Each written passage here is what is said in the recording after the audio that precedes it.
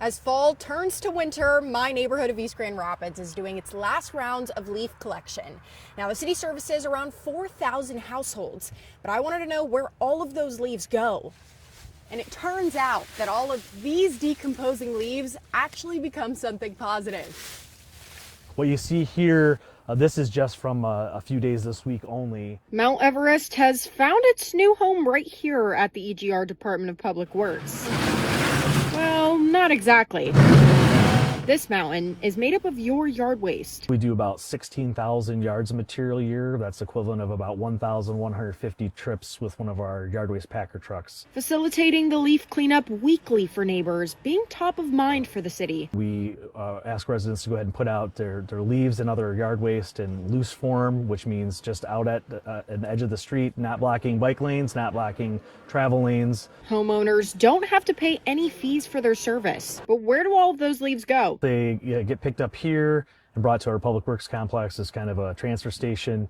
Then the city has those transported to a composting facility where they're composted, and then typically the next year we'll purchase that compost back. The yard waste goes to a composter in Rockford and given another life. It turns into a soil material, and then they store that and sell that to other commercial and residential customers, including the city of East Grand Rapids. Some of that soil ending up here, back at the Department of Public Works. I spoke with an environmental expert who says the process has benefits beyond just clean lawns. If you can keep leaves, keep organic material generally in the same area, it's going to have benefits in terms of how it impacts your insect population, your microbe population, and you're returning the same type of microbiome back to that same area. Nathan also says keeping them on your property isn't always a bad thing. If you can keep as many leaves on your property as possible, by mulching them up, by collecting them and dispersing them around flower beds,